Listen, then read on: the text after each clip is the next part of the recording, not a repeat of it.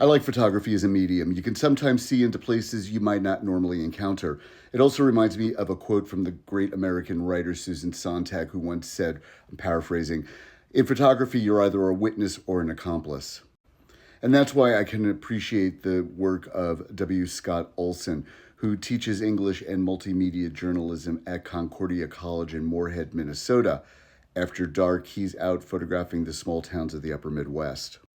His exhibition, Small Towns at Night, is on view at the Flackhole Gallery at North Dakota State University.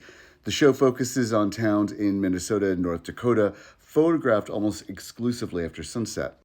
For Olsen, night photography isn't about mood for its own sake. It's about control and limitation. Technically, working after dark kind of changes everything. There are longer exposures and available light. There's a higher contrast and a selective illumination. Streetlights and porch bulbs become these compositional tools, and large portions of the frame fall into shadow, stripping away any visual clutter that would dominate during the day. And that's the thing about photography and its different exposures. You can see a variety of ideas and motions that you might not normally encounter with the naked eye. And some images might feature recognizable sites, like there's a train yard in Dilworth, a Nordic-inspired mural in Rapids Park, Minnesota. I think that's it. And a Peggy Lee mural in Valley City, North Dakota. Others are harder to place, resembling countless small towns across the region. And there are several storefronts that appear boarded up, but through closer inspection, it reveals renovation rather than abandonment. And most of the photographs are absent of people except this one.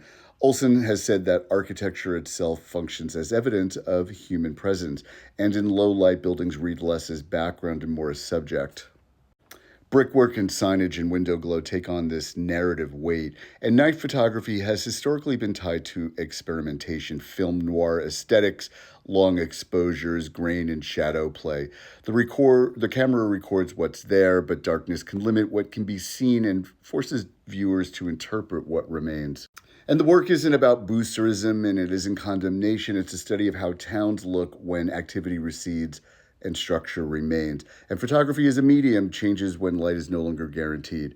You can read the full story at MidwestAgenda.com, and if you have art news, an event, or project listing that you'd like to share, submit a listing right at the top of the page. Go ahead and send us yours. Art in the Midwest matters, and so do you. Have a great day. Thanks. Bye.